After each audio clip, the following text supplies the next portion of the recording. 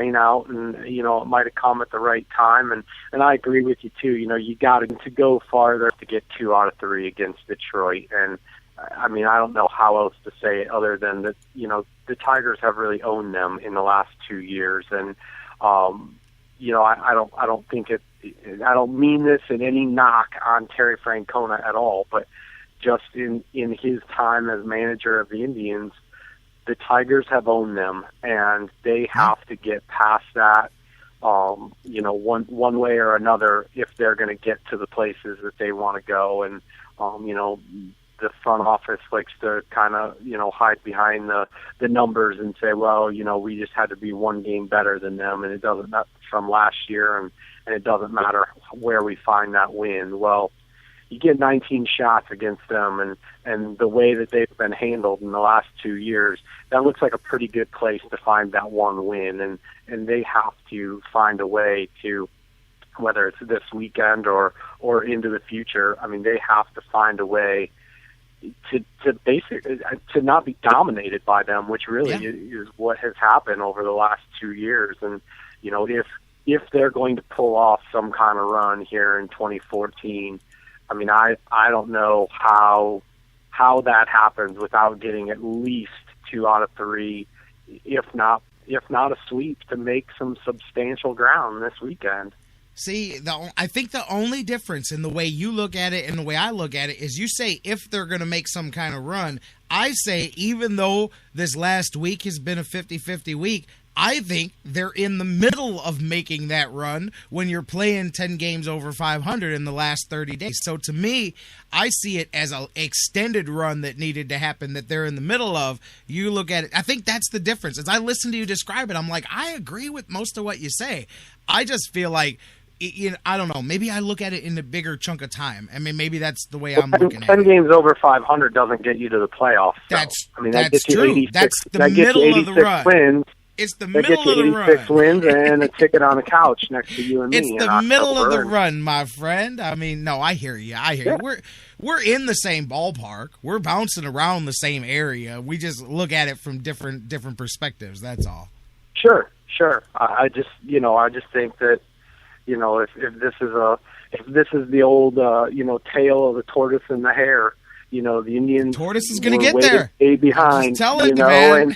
And right, they did it. They did it last year, and they're trying to do it again. And I just feel like they're not gonna come back. And I see the Bugs Bunny cartoon now with Bugs laying under the tree, chewing on the carrot. The tortoise is going, I'm going to take my time, and Bugs Bunny's having fun with him, and then the tortoise beats him there at the end of it. But by the way, the route is on, as Charles says in the chat room. See, Mike Brandenberry pissed the Indians off this afternoon because it was like a 2-1 ball game here when Mike started talking. Tribe now up 7-1 here as Yan Gomes just missed, I guess it was the Grand Slam giveaway inning, and he hit the top of the wall, just missed hooking somebody up with a great prize there. But he drove 2 in. Kipnis, another sacrifice fly. Tribe is now up 7-1, top of the 4th here over Minnesota. So hey, maybe that day off woke him up a little bit, but it's what you have to do regardless. And like you said, you got to sweep them. Because you got Detroit here, and you got to take 2 out of 3.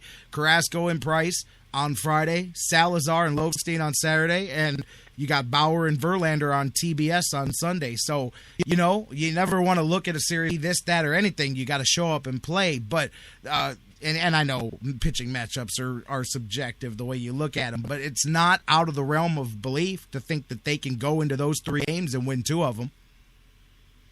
Yeah. And I think, the first game is a big one. And, I think you're right. I think we're both in the same ballpark, maybe just looking at it from different views. But for me, I think one of the biggest things that I'm interested in seeing for the rest of this season, regardless of what their final win total is and where they finish up, is Carlos Carrasco. And every start to me is building the mystique or rebuilding the mystique and the reputation of a guy that they acquired in 2009 and was supposed to be this guy probably, a long time ago. But, I think maybe not numbers wise, but the last game that he pitched against Detroit and worked in and out of jams the entire night, in my mind, that's his best start since he's returned to the rotation, because old Carlos Carrasco would have melted down in almost every one of those innings. And instead, you know, he pitches with confidence, trusts his stuff, and really, you know, continues to look like the guy that everybody has hoped and dreamed that he would be. And I think, you know, the Tigers don't have the punch that maybe they have a very strong lineup, and the year that Victor Martinez is having. And speaking of people that dominate the Indians, I think Miguel Cabrera and Victor Martinez are a combined 2,000 batting average. I think they have more hits than plate appearances. Brother, if they go in the Hall of Fame one day, if they go in the Hall of Fame, that hat's got to be half Tigers and half Indians when they go in, man. Not in the traditional way either. You know what I'm saying? It should be them like dragging an Indians jersey behind them. It's like a metaphor of their career, because I mean they have definitely made a killing off of the Tribe. And I mean, you know, I think what Carrasco has done is to see if he can do it. That carries a lot of weight too, because that's a veteran team that makes good adjustments. So what happens Friday night? I'm with you, man. I'm ready to see it. Mike Brandenberry, my man, I'm going to cut you short here. I'm going to try to reconnect with Kendall Lewis and see how I move things around here. I definitely look forward to seeing how not only this doubleheader turns out, but this weekend with Detroit. And curious to see a week from now if I'm going, you know what? I give up. You win. Or if maybe you go, hey, man, what did you put in the water here? Because they just won't go away. I don't know. I look forward to another week of Indians baseball so we can talk about it. You ever seen the movie Rounders? I think it's from like the late 90s, early 2000s. Love that movie. All about, yeah, you know, the poker movie. Yeah. Love it. You know, when John Malkovich says, you know, can't put him away. Kid has alligator blood. That's the Cleveland Indians. I mean, they have alligator blood, man. You can't kill them. But I'm not sure how much life is in them either. So we'll see. He sits there with his Oreo and twists it and goes, "You are now screwed, my friend." And the Tigers right there, just chewing Oreos. But hey, you know how the movie ends. So maybe, just maybe, as the Tigers reach in to take those, how did you do that? You know, and they have to walk away. So there you go, man. Good stuff. Mike Brandenberry, of course, you guys can read his stuff at didthetribewinlasttnight.com. Great place to get all the Indians news and articles. Mike, have a great weekend. Enjoy your fantasy football matchup this week. I know you had a tough one last week, and we'll catch up next week and see where the Indians are at. Will do. Thanks a lot. Thank you, my man, Mike Brandenberry from didthetribewinlasttnight.com. We're going to take a break. When we come back, we're going to try this again. Kendall Lewis, the BSK, theoretically going to be with us talking some Browns when we come back. Every game, that's when the excitement begins. So catch Indian fever, be a believer with the Cleveland Indians. Indian fever. It starts from the very first inning.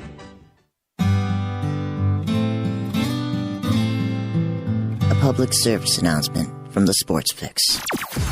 We here at the Sports Fix and our affiliates would like to apologize for any disturbing verbal actions, but remember, it's better having them trapped in a box than loose on the streets. Public service announcement from the Sports Fix. The Sports Fix, the sports show that cares. Guys, want to take just a second as we head into this break and remind you about the official business printing source of the Sports Fix, our friends at Signs and Ship. Signs and Ship, I'm telling you, Chris and Pam, they've taken care of me since day one, and they can do the same for you. Whether you're a small business that's already been established and you're looking to grow to that next level and expand your business, or perhaps you've got an idea that you just know is going to be a great business and you need to figure out how to brand it and how to promote it and put it out there, Signs and Ship is the place for you. If you need a logo, they can create one for you. They have a fantastic graphic designer. Business cards, signs, banners, yard signs, mobile advertising, anything you can think of that you need to promote your business, they've got it at Signs and Ship. The best thing about them, too, is each of their locations, whether it's the the home base here in Elyria, Ohio that I work with, or their spots in Virginia, Florida, and Pennsylvania. It's all local, so understand that small business is the lifeblood of the community. So check them out, signsandship.com, or call Chris and Pam today, 440-323-6060, the home office in Elyria, Ohio. Signs and Ship, quality printing at affordable prices. It's the Sports Fix. We'll be right back. Love Cleveland, and you already know how much we love Cleveland. You know who else loves Cleveland? GV Art and Design. Everyday fans, you and I wear our pride on our sleeves. Now you can wear your pride on your chest. GV Art and Design has one of the hottest Cleveland sporting lines. Log on right now to gvartwork.com. Check out all of their fantastic designs. And don't forget, use the sales code FIX10, FIX10, to save 10% on your total purchase. Follow gvartwork.com on Facebook. And remember, GV Art and Design, it's not just a shirt, it's a statement. Sports Fix listeners, like us on Facebook today. Facebook.com/The Sports Fix.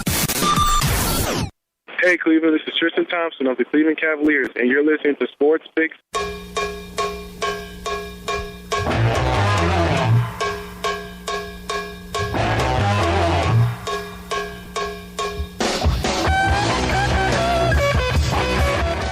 Welcome back to the Sports Fix across the Sports Fix Radio Network. Hey, we got things fixed now. Hey, you know what? That's what the beauty of live radio is, man. And you know what?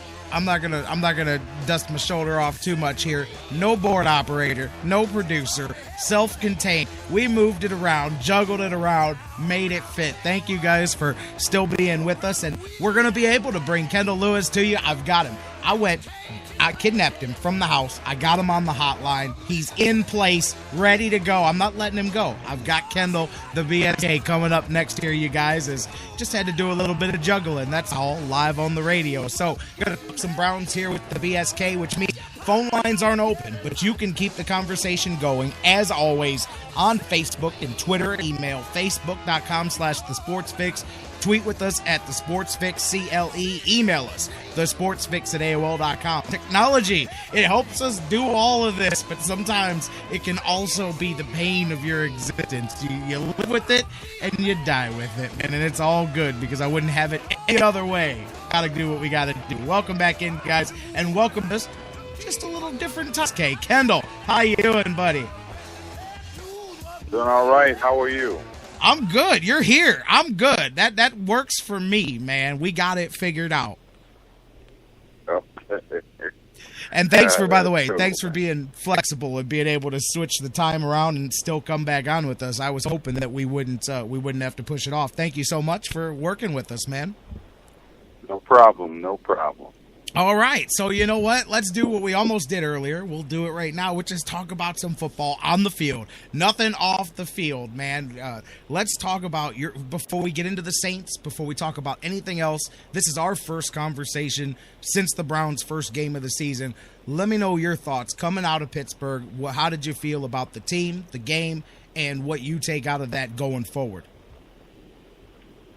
Well, I've talked to several people, as have you, I'm sure, and the game on Sunday gave people an opportunity to be buoyed by the fact that they got down 27-3 and then came back and made it a game, and that's all well and good. But I think they're going to have to adjust a few things. Number one, the quarterback play that I said last week was going to have to be so clean, was clean, but unfortunately it was slow in coming. So Brian Hoyer is going, and I'm going to say Brian Hoyer because I'm convinced that it's not Johnny Ram Boogie or whatever he is, Jam Boogie or whoever he is. I'm convinced that Hoyer is going to be the guy. And if he's going to be the guy and the Browns are going to win and or be competitive, he's going to have to be a fast starter. And there's no way, like, for example, coming in this week, the New Orleans Saints can almost score at will. I just got through watching their game, and I'm convinced that Cleveland is going to have to put up about 35 35 points this week to win. And 35 might not be enough because Atlanta last week scored